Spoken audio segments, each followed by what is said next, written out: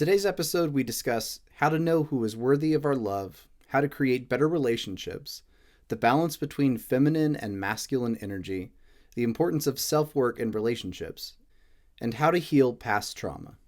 I want to thank you for taking the time to listen to the show today, and I want to ask if you'd please hop on to either Apple Podcasts, Spotify, or your podcast platform of choice and leave us a review. Let others know what you like about the show. Really helps us to spread the word.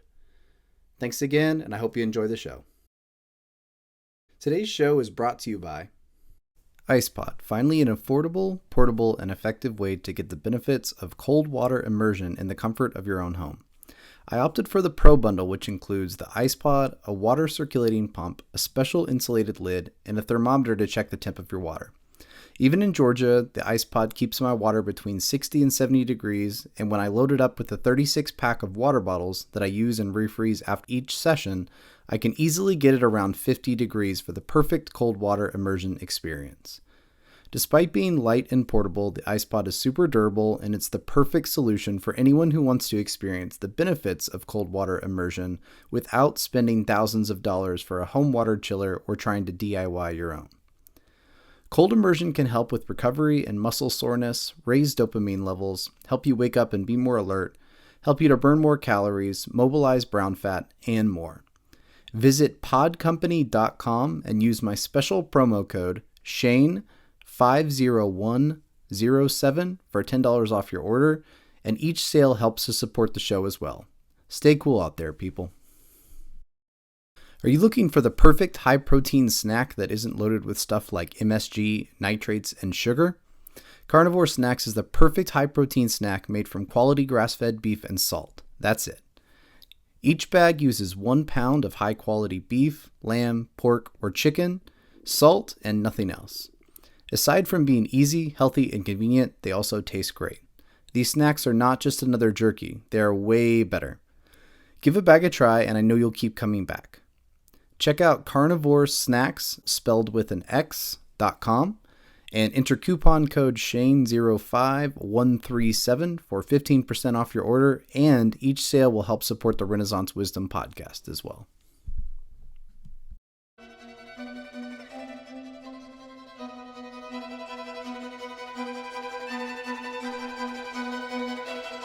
Welcome to the Renaissance Wisdom podcast, where ancient and modern wisdom come together to create a better way of living.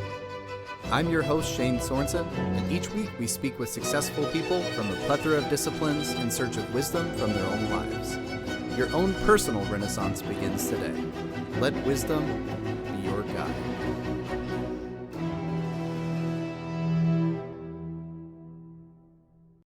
Hey everybody, welcome to the Renaissance Wisdom podcast. I'm here with today's guest, Kari Nau. Welcome to the show. Hi Shane, how are you doing today? I'm doing great. I'm a little cold. Took my cold bath this morning and I'm really struggling to warm up, so that's why you see me with a hoodie on. I was afraid if I went with like the t-shirt or something I'd be shivering throughout the show. So I'm still warming up. It's been pretty chilly lately overall, hasn't it? Pretty much everywhere.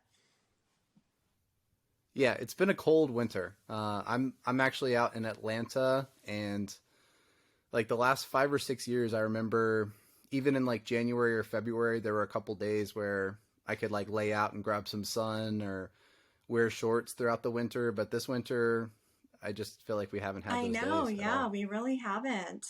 I remember the same thing. I think this is like the longest cold front that we've had in a lot of years. So I guess maybe we should embrace it somehow. Yeah.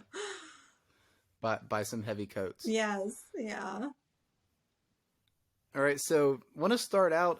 Why don't you just introduce yourself? Tell the listeners, tell us a little bit about yourself and your background. Yeah, so I have been working with women for over 10 years. I actually did hair for 17 years and had 2 hair salons. So I have kind of a history of working with women behind the chair, so to speak. I started counseling in the church about almost 10 years ago. And so I think doing hair for so long and listening to so many of the issues and the struggles that women had, including my own, really persuaded me to want to help women on a deeper level. And as my journey grew in my relationship and my walk with the Lord, that was also very encouraging to me that I should really be doing it from a biblical, spiritual space, because Mm-hmm. just in my own life, I saw what that had done for me and going through my own counseling and my own therapy. And so that was something that God really moved me towards out of from doing hair into counseling and coaching women. So I'm a single mom of 3 boys, and I was pretty much born and raised in Southern California, um, which is a very liberal state, as we know. And Mm-hmm. so, being in California, I think I was really driven from a young age to uh, be ambitious and provide something for myself, um, independently, which I think is a great thing to do. But it was more from the standpoint of, like, don't depend on a man. You need to go make something for yourself, be career driven, like that very independent, female mentality that we see a lot of today.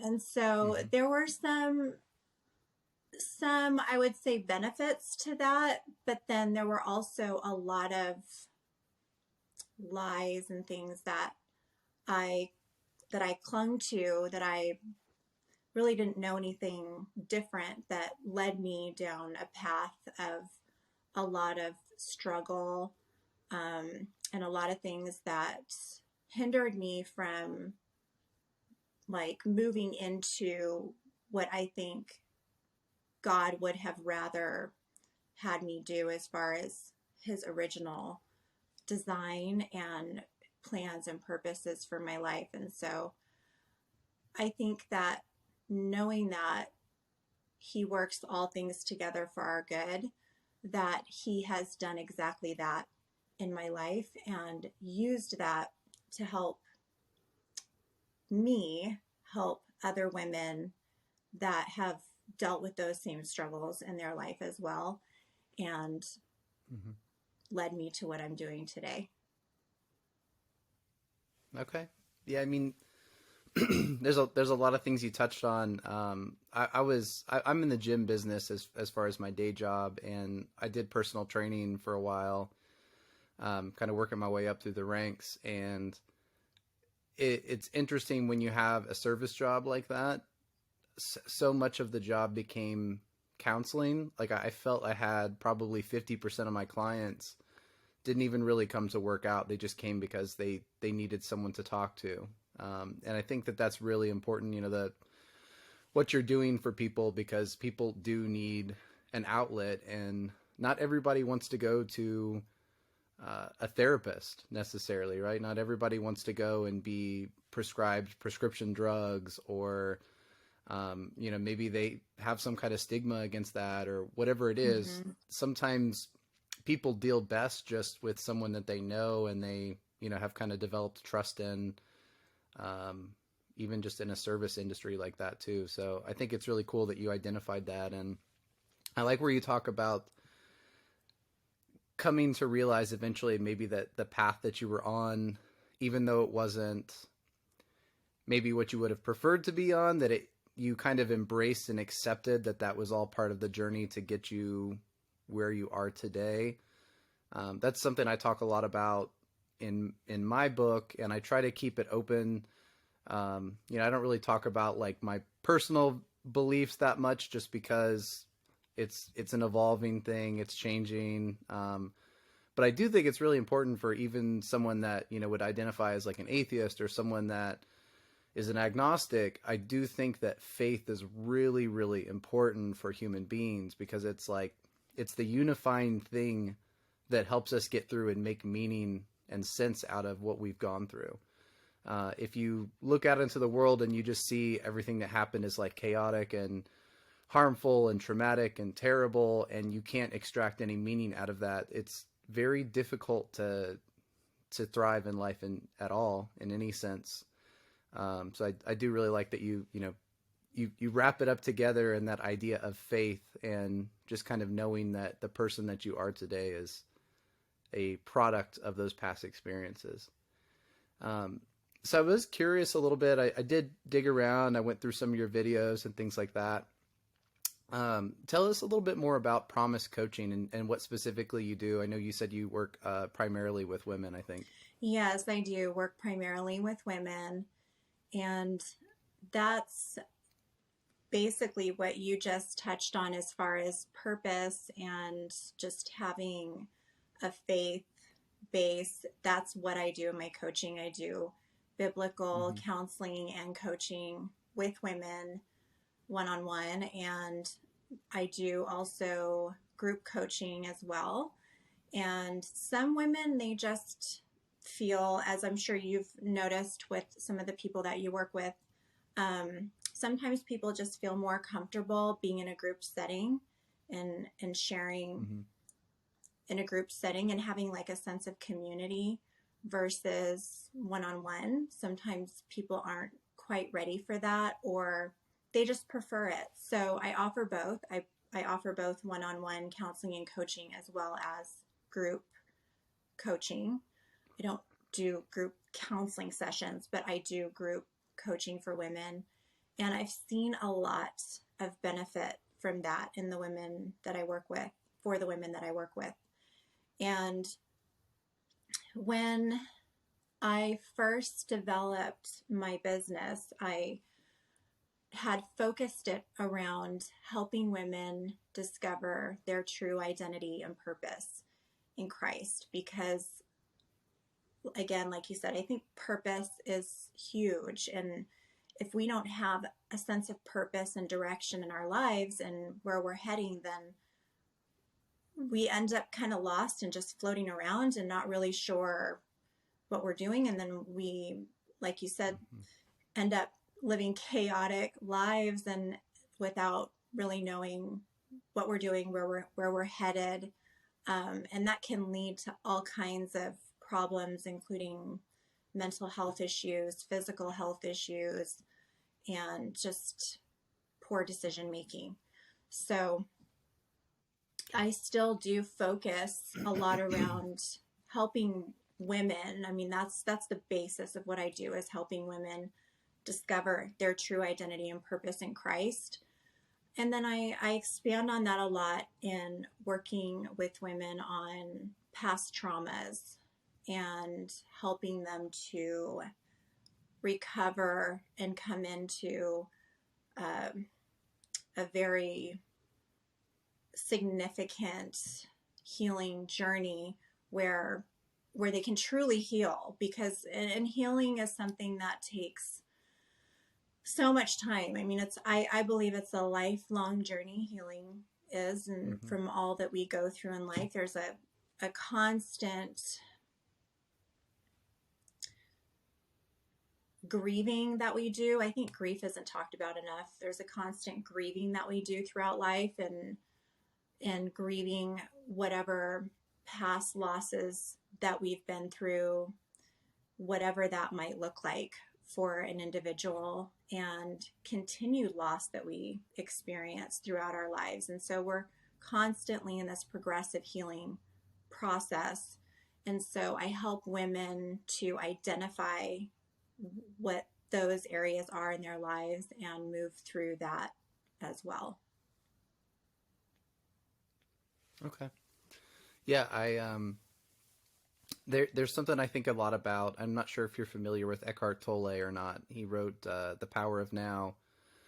There was something when I read his book for the first time that really struck me the first time that I read it, and it was where he talked about the pain body, how we have these traumas and have these things that we suffer, and a lot of times subconsciously or unconsciously we hold on to them and they become part of our identity. And over a time we come to actually identify ourselves with those traumas and with that pain, and it becomes integrated into something physical, which is he's talking about the pain body that you carry around with him. And I think that that's so important in any journey of like self-improvement or finding purpose or anything, is you do have to identify those blocks and those traumas and those things that you have maybe integrated into your personality and your character, and you have to be able to, like you said, heal. And I do think that's a lifelong process. I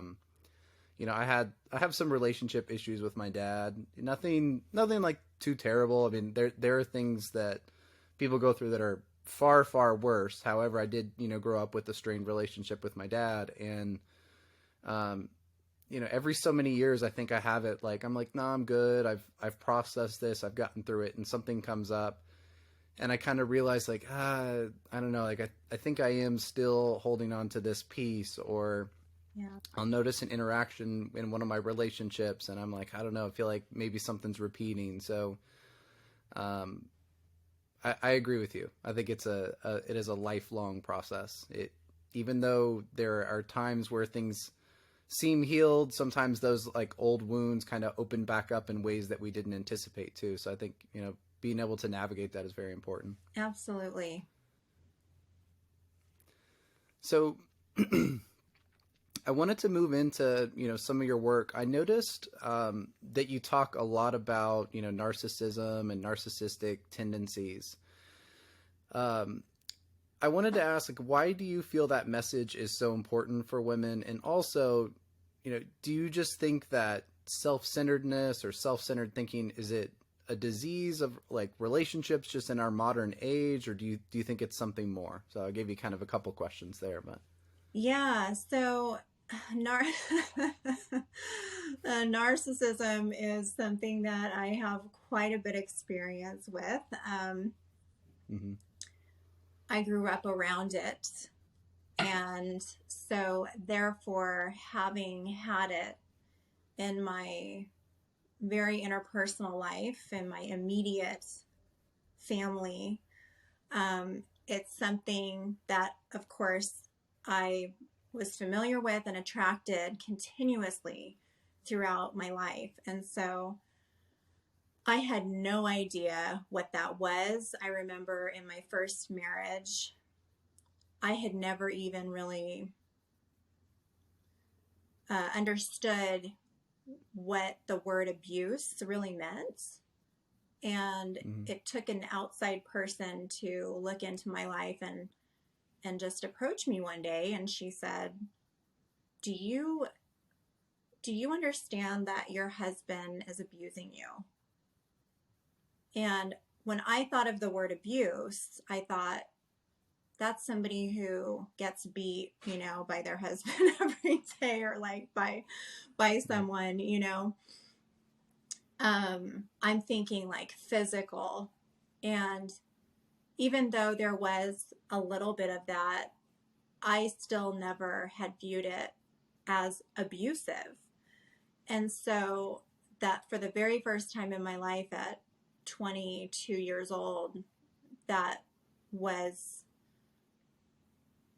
addressed for the very first time. And it was still kind of a taboo thing, that you just don't talk about, you just don't open up about, and you just internalize it. And that's not something that, unless you're being beaten, like how dare you think that something that terrible is happening to you, because there's so many people that are really being abused.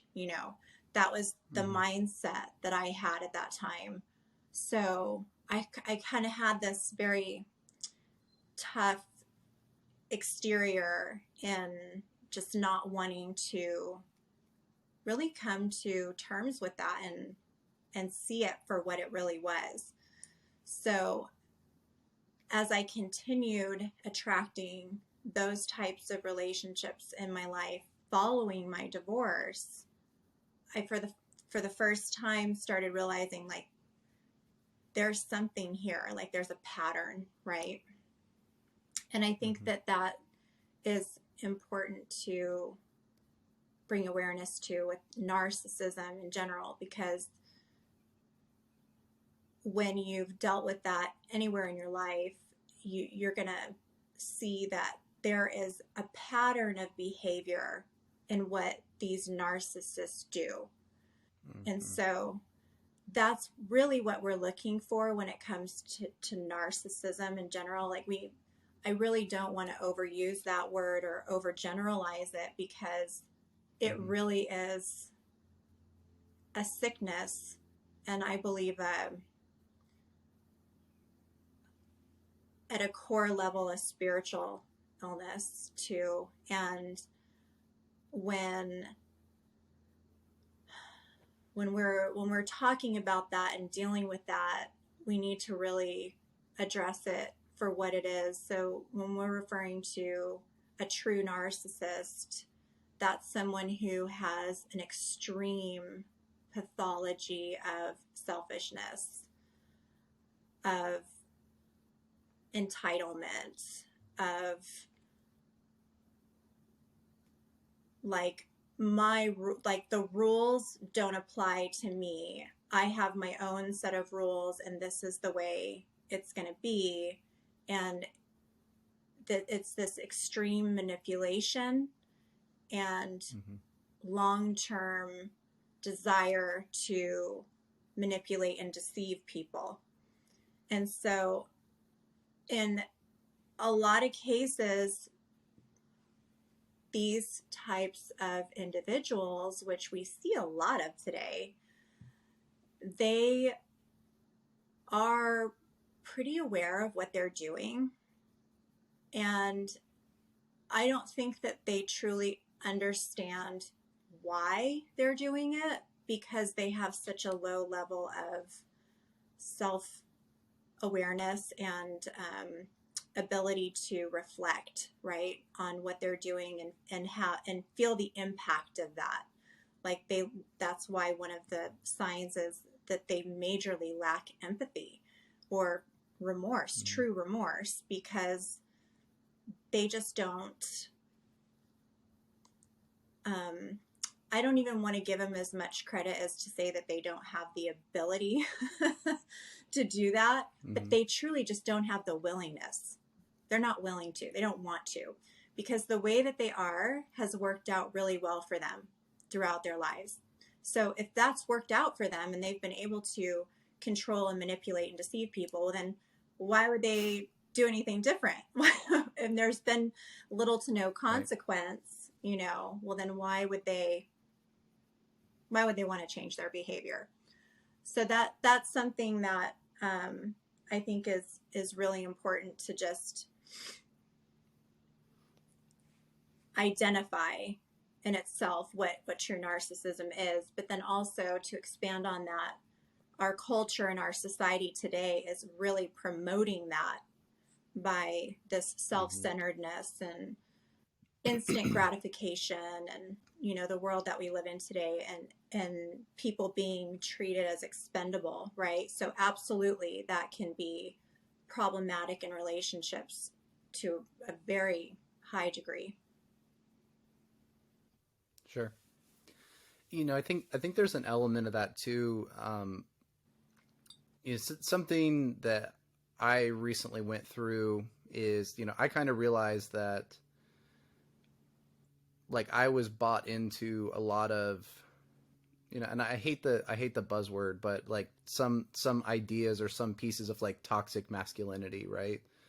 I've done a lot of self-reflection over the years. I mean, I'm 33. I still have tons to learn, but like, trust me, I'm nowhere near complete, but, I realized, year and a half ago, as I was ending my last relationship, that I kind of do this cycle in my relationships. And I don't know, it's like the 3.5, 4 year itch. Like, get into these relationships, and there have been steps of me in my journey and learning about myself. When I was younger, I used to be really like possessive and jealous, and a lot of that stemmed from insecurity that I had.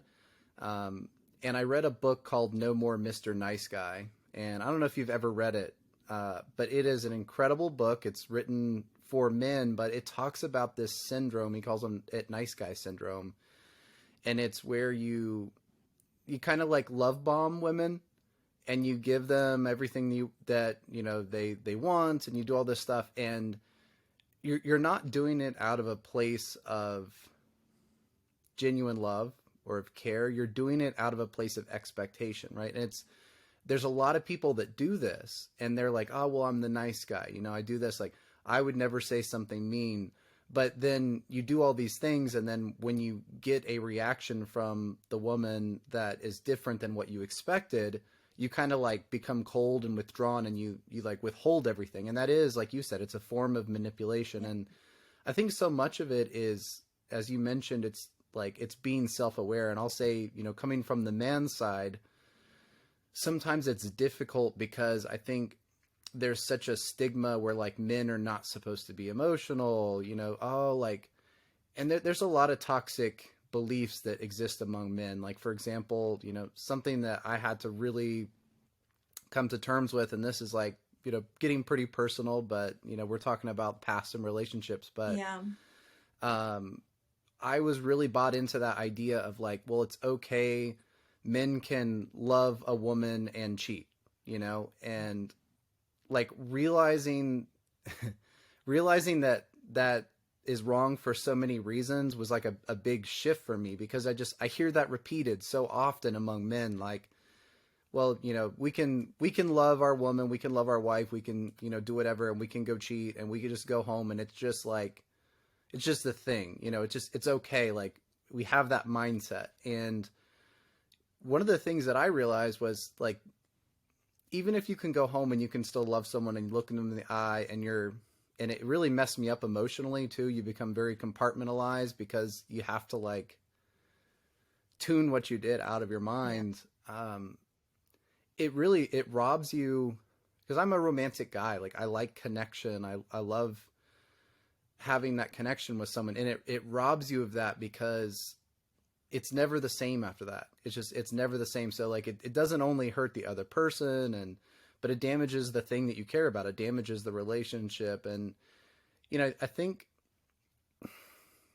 maybe that's a huge part of, at least from the man's side, like why it's so difficult maybe to find a good man out there, is that there's a lot of like toxic ideas that are bred within men that get passed on, but there's also kind of this emphasis on like not being self-reflective. And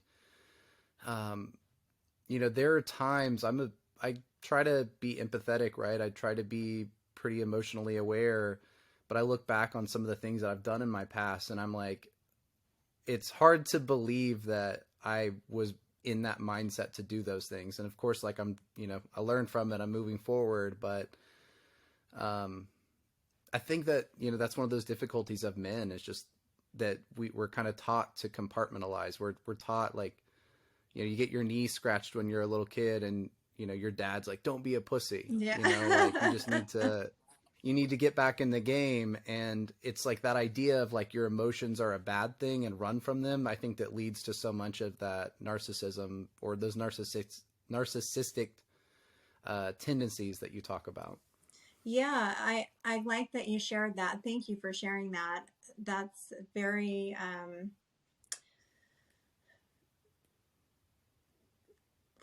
true. Everything that you just said. I mean, because that the suppressing, right? The suppressing of essentially what you're thinking, what you're feeling, all of that starts to cloud your identity, really, and your uniqueness. And how you show up in the world, right? And how you show up in relationships. So if that's always being stuffed down and not able to manifest itself in a healthy, authentic way, well, then that does condition you to show up in all of these false ways and not really living true to who you are and being able to, I mean, like that's just something I always say to people. If you are having to lie to yourself, well, then you can't be honest with anyone and you can't show up authentically. So that's something that I really focus on in myself, because there's so many ways that people can do this. It's not just in narcissism, like it's in codependency, it's in a lot of other areas where we're just not being honest with ourselves and seeing what's, or even being willing to see what's really going on underneath the surface. So that's something that I pray a lot about, and I encourage other women to pray about as well, because from my experience, when I've come to the Lord with that and said, God, please uncover every, like, turn over every stone, like uncover whatever it is that I'm not seeing. He has been so faithful to do that and show me within, quickly. It's not something that I have to wait years, to see, when I'm going to him and really inviting him in to partner with me in that.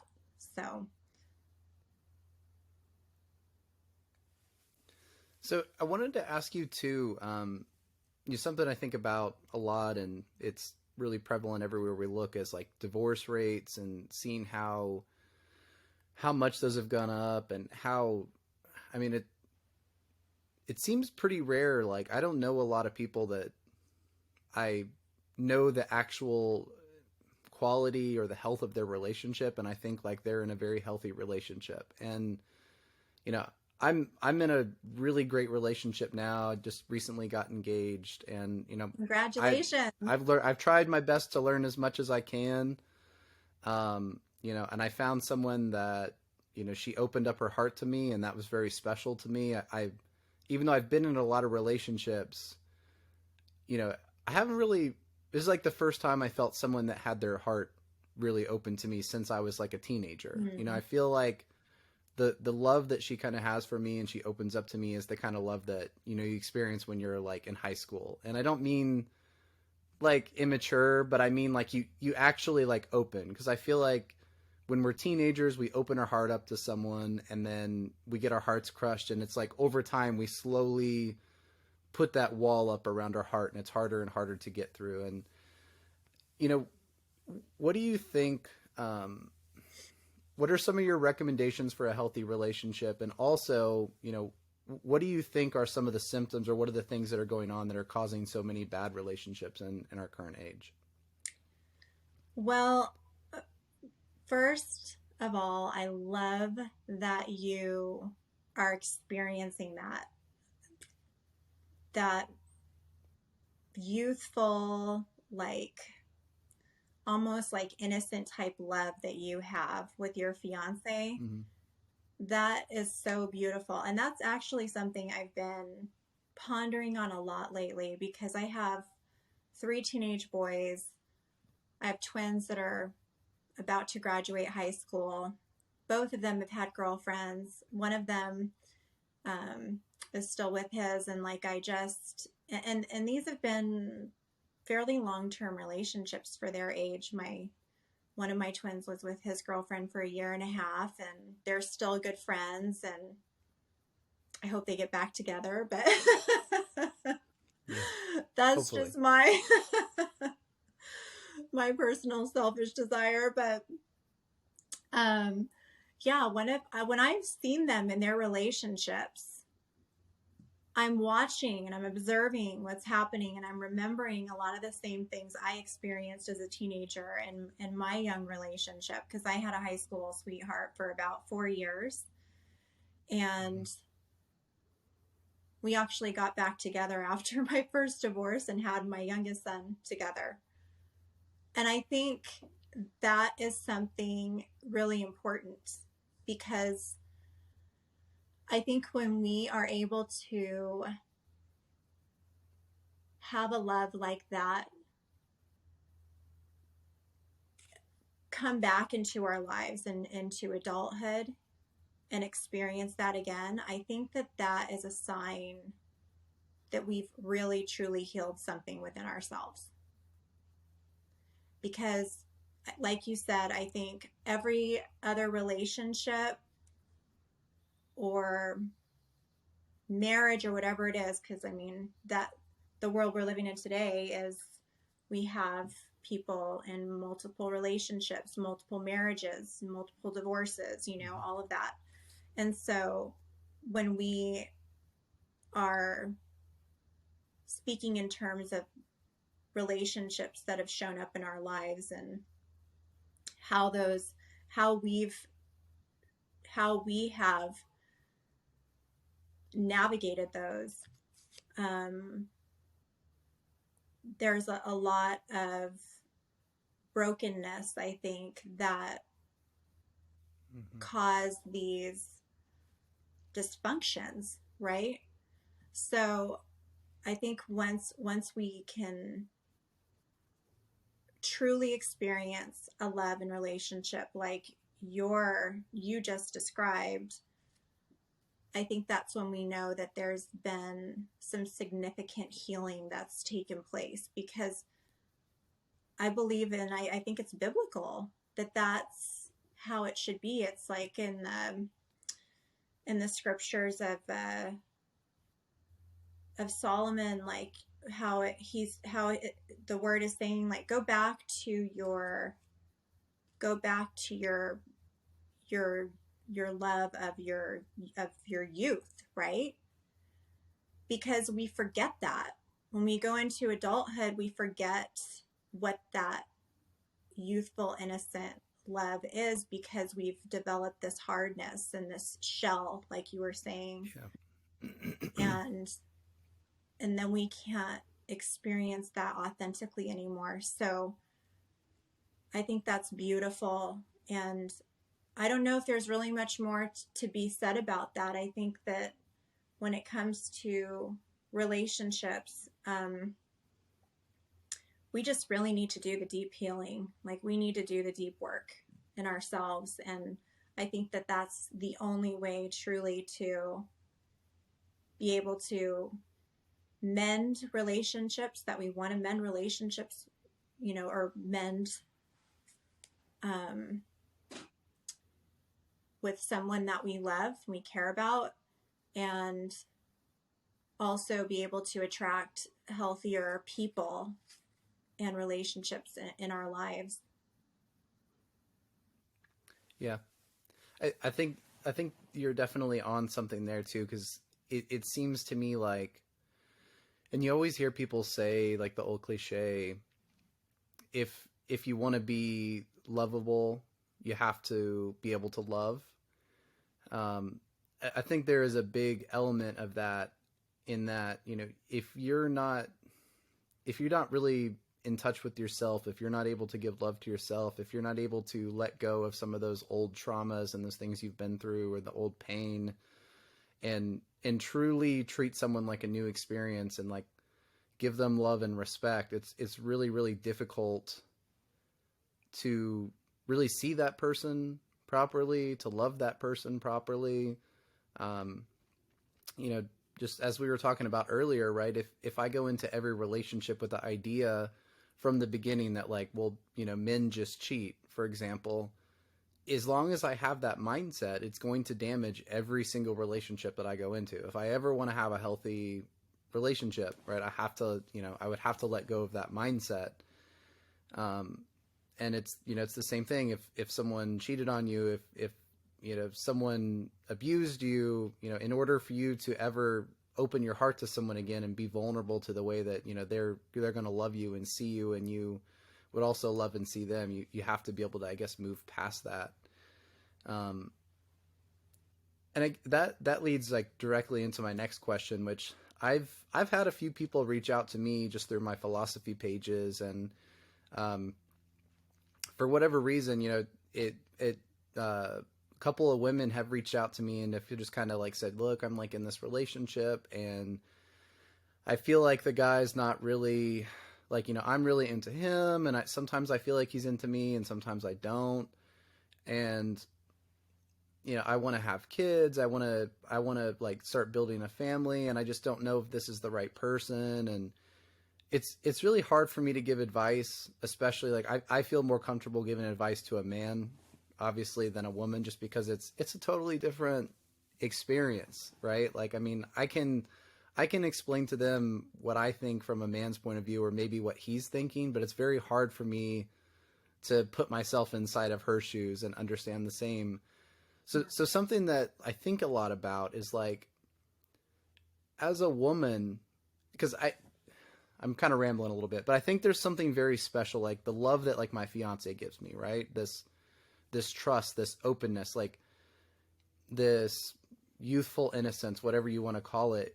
It's really, really attractive to me. And it's like, for me, it makes me feel like a protector, like a king. It's like, I have this like little flower in my hands, and I just want to like protect it from everything, from the world. Like, you don't mess with my baby, right? Like, and that's for me too. When I want to be selfish, or, when I do something that hurts her feelings, I'm like, shit, like I was really, really inconsiderate, and it hurts me to the core that like I never want to do that again. So obviously if someone has that mindset, right, it's okay to trust them, but like a lot of people don't. So, as a woman, what's your advice to someone? Like, how do you know someone that's actually worth that love, or someone's actually worth that time, or that, how do you know that your heart is actually safe to give over to someone? I think the first place you need to look as women, as a woman, is Mm-hmm. within yourself. Because one thing that I came to realize with me is that I need I need to be the safest place for someone to love. I need to be safe to love. Mm-hmm. Because if it's not safe for someone to love me, well, then how can I show up in love and love them in the way that I need to? So I think that that's really important to look at first and foremost. Like, it's the same question I ask women about God. Like, can God trust you as much as you trust him? Because relationships work both ways, not just one. Mm-hmm. So there's so many things out there telling us, trust God, just trust him, but can he trust you? Like, I want to love someone, right? I truly want to give them all that I have, but can they love me? Like, am I that safe place for them to love as well? So that, I think, is huge. And the other part of that is,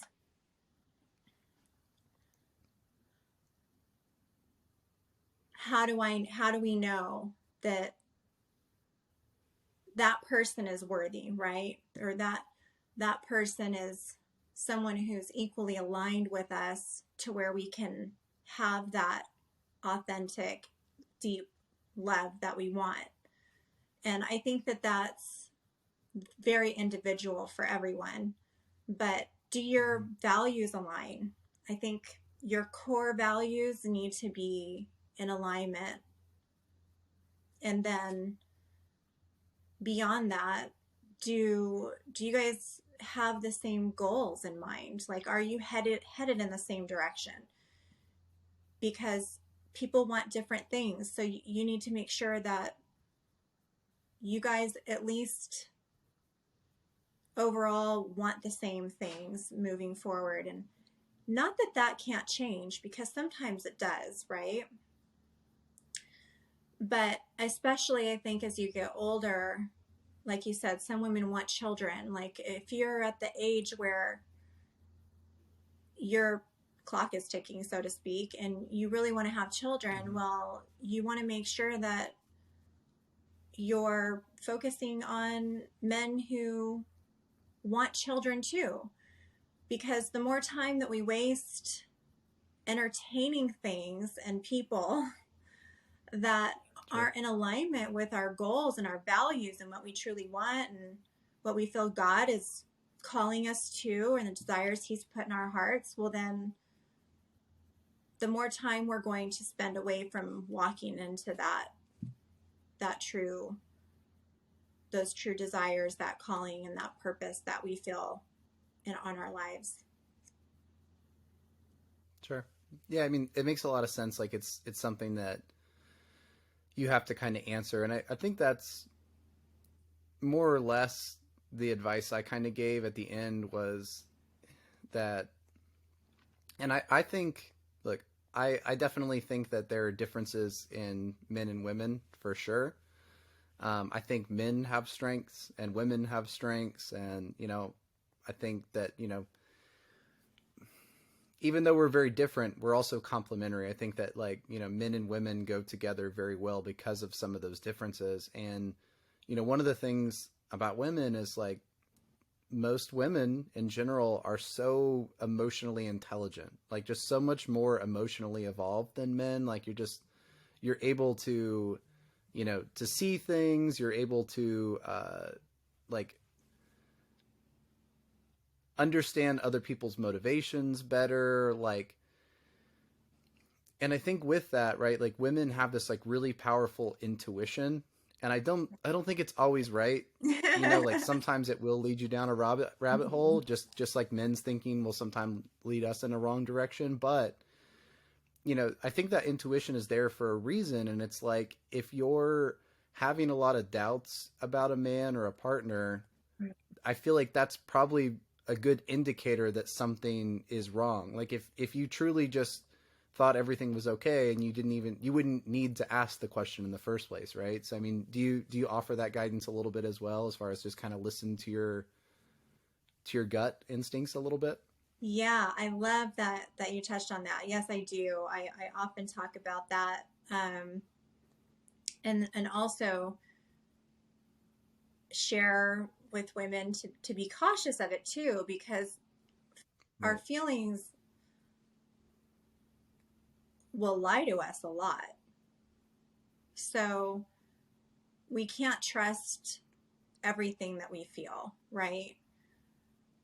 But like you said, if there's something that is consistently coming up and you're consistently feeling like something is off or something isn't right, well then if there's a pattern of that showing up, I would pose the question of, is that something in you that you need to work on more or heal, or is it something Mm, in him?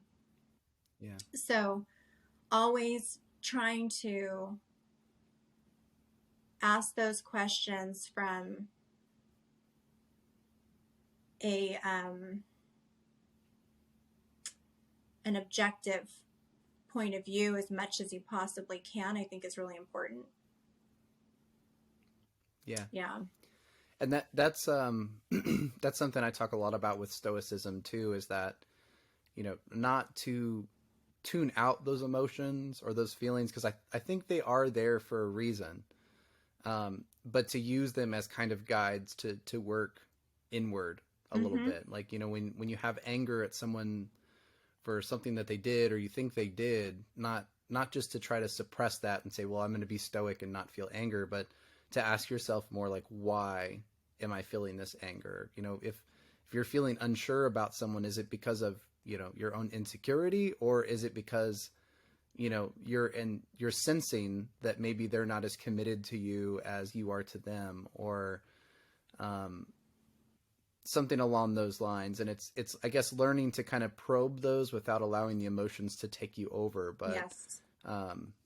It is, I think, important to listen to those feelings. And when you don't listen to those feelings, and this is, probably more of an advice for men in general, like it leads to a lot of issues. You become very cold. You lose a lot of connection. And, maybe for women more so, it's, about learning to feel those emotions and kind of use the logical side and probe them a little bit more to try to find answers through those, right? So Definitely. That maybe balance. that's the, kind of like that masculine and feminine balance a bit. But one more thing I wanted to ask you too. Obviously, I know you talk a lot about your relationship with God and the Bible.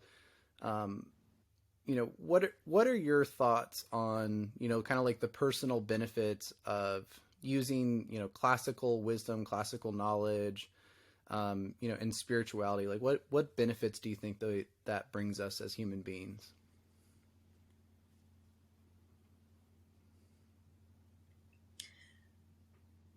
I think that the benefit of spiritual wisdom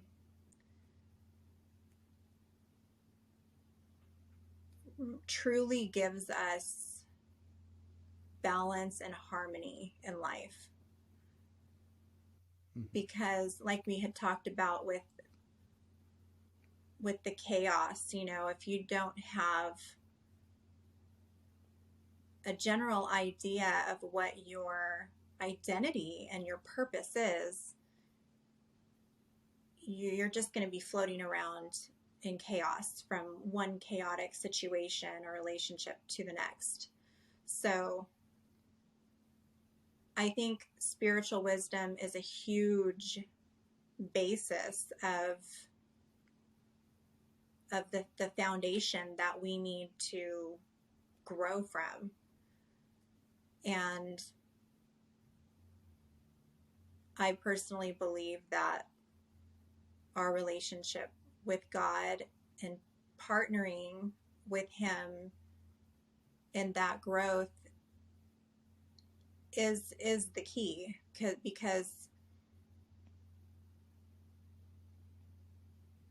that higher power, knowing that we have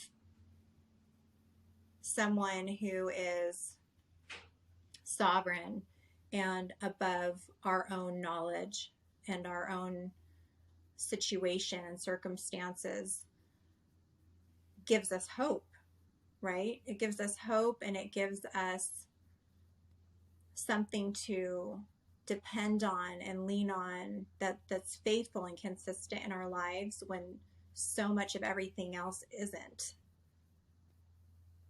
And the word tells us, if we ask for wisdom, that He freely gives it to us without finding fault. I mean, that means it doesn't matter who you are. It doesn't matter what mistakes you've made, how broken you are,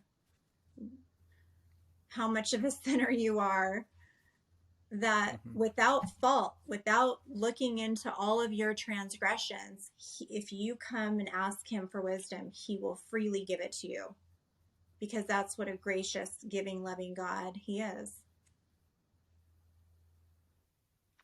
I like that too. And,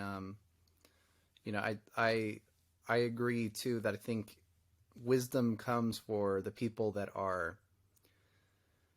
humble enough to seek it, to realize that they don't have all the answers, to realize that maybe there's something beyond us, but also, someone just curious enough to be willing to look and to search. And I think that is, I think that is the spirit of like philosophy, for example, right? There's an old quote by Socrates that says the spirit of philosophy begins in wonder. And it's just that idea that you look around at this universe, you look up at the stars, you look at the things around us, and you kind of realize how much of just this little speck of dust you are in the grand scheme of things. And it causes you to kind of look beyond yourself, right? Like beyond just Obviously, a lot of answers we find by looking within, and there is value to that. But sometimes just coming outside of yourself and realizing how small we are, and puts everything into perspective, where we're kind of open to wisdom and to learning again. So Yeah. I love that answer. Um, so now I wanted to move into some of the questions I like to ask all the guests, just kind of about your background, some of your habits, some of the things you do. The first one I wanted to ask was, do you have any like daily habits that you like to run through? You know, a couple of habits that you feel are really important to your daily life. Yeah, and I think habits are huge. That's something that I work with women a lot on, because if we don't Mm-hmm. have healthy habits consistently, daily in our lives, then Yeah. we struggle a lot with more chaos, right? More distractions. So, one habit I've gotten into is making sure I do my best to get to sleep and wake up at the same time every day. That's a big one for me. Um, Diet, exercise, those are huge. I think having a healthy diet, whatever that looks like for you, that's different for everybody. I know, because everybody's built differently and everybody has different systems and health issues and things like that. But what does that look like for you? What does a healthy diet look like for you? And same with exercise. That's different for everyone as well. I do yoga and I do other exercises like running, hiking, biking, just things that I enjoy. I love to golf too. So find things that you enjoy doing that get you physically motivated. Mm-hmm. A really important habit, to have, like, whether it's a hobby or just something that you do every day. You're disciplined this time every day. I'm going to go to the gym, or I'm going to do yoga, or whatever that is. Um, and be consistent with that. And the other thing that has really helped me is every day, usually several times throughout the day, I'm identifying distractions because there's so many things and people that want my time and energy, right? Yeah. So we really need to be able to prioritize what is getting our time and energy. That has been huge for me, especially throughout my career as a hairstylist, and now counseling and coaching women, and being a single mom. I mean, you doesn't leave much room for me not to have structure in my life, right? So if you don't implement those things and prioritize those things, well, things can get chaotic pretty quickly. so, Sure. so that those are the things that I focus on mostly. Awesome. And what about what about books? Do you have like two book recommendations if you would recommend, you know, two books to anybody? Yeah, I would say that the two number one books I would recommend are the Bible. I think that I can't stress that enough. I think there's so much wisdom in that. There's so much wisdom in opening the Bible. It's plenty of books in there to read that are going to give you pretty much all the instruction that you need to live a healthy, stable, balanced life spiritually, mentally. And the other book I would highly recommend is called Visioneering by Andy Stanley. And there's one other book that is called Mending the Soul. I cannot think of the author of that book right now. Yeah. But it's Mending the Soul is an excellent book for women who have struggled with abuse and past trauma. So I highly recommend that one as well. Okay, great. And I will. I don't know the author, but I will look that up and I'll put it in the video description and stuff too, and I'll link it out. Awesome. So Thank you. I will make sure that's in there. Um, what about do you have any personal heroes, or if not heroes, anybody that you really look up to, anything like that? Yeah, I would say my two personal heroes in life are Jesus Christ, what he's done for us.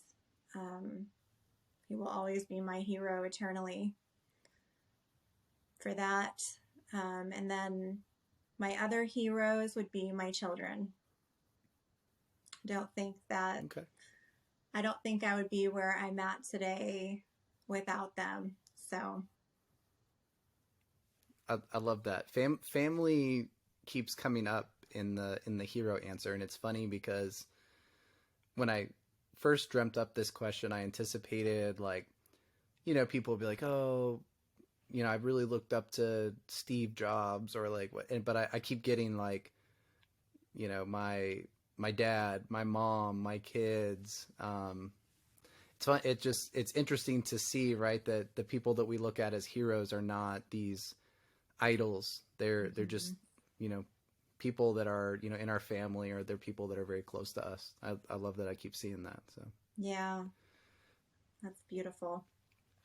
um, so the next one I'll ask is, most people who, I think basically everyone at this point has gone through this, right? Everyone has some sort of major setback or failure or life-changing event that they go through, and it causes them to look at themselves and change and kind of re-examine, and they owe the person that they are today to that experience. And the reason I ask this question a lot is because I think when we are in the midst of a major trial or a setback or a failure, sometimes it's overwhelming and we get focused on kind of the pain that we're in, and it's hard to anticipate that maybe 5 years from now we're going to look back on this moment and think Mm. to ourselves how grateful we are that we went through that, because it led us to the person that we are. So I like to highlight a moment from everyone's life. So do you have any moments that you look back on your life that was maybe a traumatic event or something very difficult or a failure,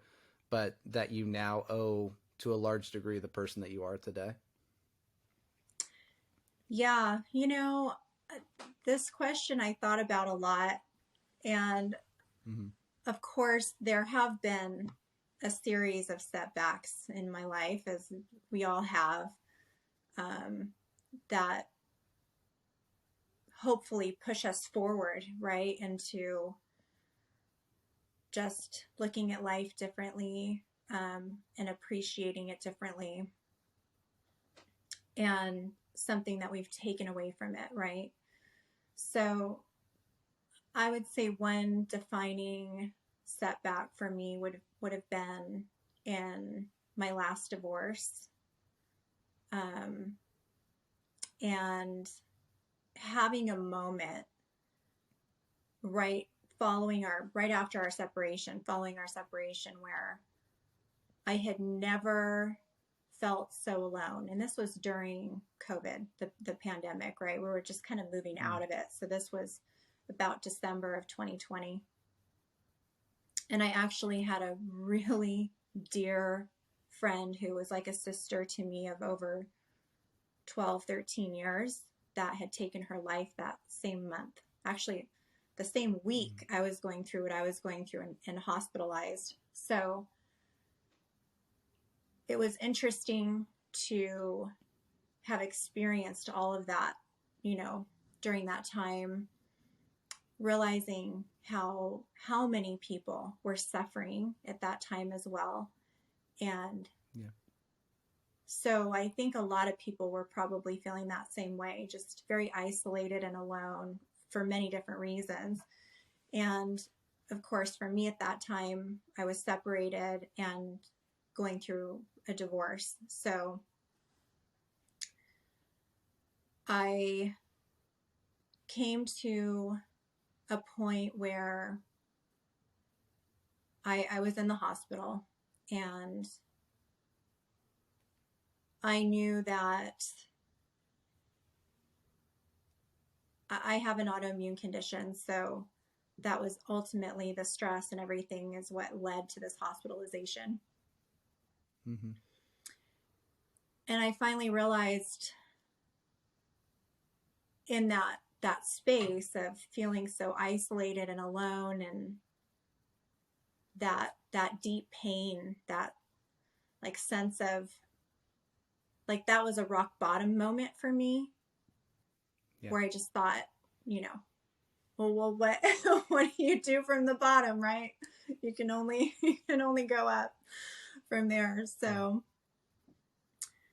yeah, I think that was a very defining setback for me, where I had allowed everything that I had just been through in that marriage to overtake me. And when I didn't realize it was happening until I was there. And I think a lot of people experience that. They don't realize that what's actually happening until they hit bottom. And then they're like, Yeah. how did I get here? You know, so yeah, that was a wake up call for me to just be more aware, of where you're at in life. Don't feel ashamed or embarrassed or afraid to call out what it is, you know, that you need help with. After that, I said, okay, I need help. You know, I need to see a counselor. I need to see somebody that can help me move through this. So I think that's always the next step. You know, where can I look for support, to get yourself involved in a healthy support group with other people who have experienced, you know, other women. I tell women, get, you know, other women who are going through what you're going through. So that way you can have that related community to help you move through that and not feel so alone. And then it's so important to surround yourself with safe people, because you don't want to allow toxic or unhealthy people in your life, or even entertain anything that can be problematic for your healing, and that, especially in that space. So surround yourself with safe people and get one-on-one help as well. Yeah, and I think that's the thing I always go back to, is that, you know, we all have these moments, the, you know, the rock bottoms. Obviously, rock bottoms are different for different people in different situations. You know, for one person it could be a drug addiction, you know, for another person it's a divorce, for another person it could be getting fired from a job. But I think that you know, there's a lot of wisdom in there, and you know, I'm more of like an individualist. I kind of isolated, you know, kind of like a lone wolf, so to speak. So a lot of times I don't reach out to people. I kind of like, I dig within when I hit those moments, and I kind of look within. But not everyone is constituted the same way, and I think it is important to identify that, you know, maybe my way of saying, oh, we need to like kind of move into the pain and look at it and do that work. I mean, sometimes you hit such a rock bottom that you're not going to be able to do it on yourself. Right. And at that point, you either give up, or you look to someone else. So I think that's important to note for sure too, is that, you know, if you really feel overwhelmed, if you feel that you don't have the energy or the ability to kind of navigate through that rock bottom on your own, it is important to swallow the pride enough to be able to reach out to someone and say, I need some help too. Yeah. I think that's a really, really good thing to point out for someone that's going through something very, very difficult in life, for sure. And all right, the last question I want to ask, this is the one that, sometimes stumps people a little bit, but, if you could go back in time, however many years ago, typically I say like, go back to your teenage years, just because I think as teens, a lot of times we're struggling with a lack of, self-identity and maybe what to do with life and things like that. It's a particularly chaotic and crazy time. Our minds aren't really fully developed yet. If you could go back to a teenage version of yourself and give yourself some advice, what would it be? I would tell her, you are so loved and so valuable, and to not allow yourself to be in a situation or with anyone who treats you any differently than that. Yeah. I love that. Yeah. I mean, so many of us, so many people don't realize their potential, don't realize their value and their worth as human beings. And I'm sure that leads to a lot of the stuff that you see too. If you don't see your own value, it's hard to if you don't respect yourself and see your own value, it's hard to hold someone else to the standard that they need to respect you and treat you a certain way. I think that's a beautiful message to pass on, for sure. So Kari, I had a great time speaking with you today. Really enlightening. I loved being able to get into like relationships a little bit more and learn a little bit more about the female psyche. I will try to take everything I've learned and put it into, my relationship as well. Do you have any like links or anything that you'd want to share as far as like website or your Instagram pages, anything like that for anyone that wanted to look more into your work? Yeah, thank you, Shane. It's been an honor and a pleasure speaking with you as well, and I really appreciate the opportunity. I have a website to my coaching and counseling at promisedcoaching.com, just www.promisedcoaching.com. I have all of my services and everything available on there for women to look at. And you can also find me on Instagram at Kari.ChristFree.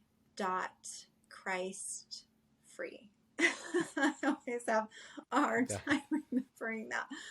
Oh no, Kari.ChristFree.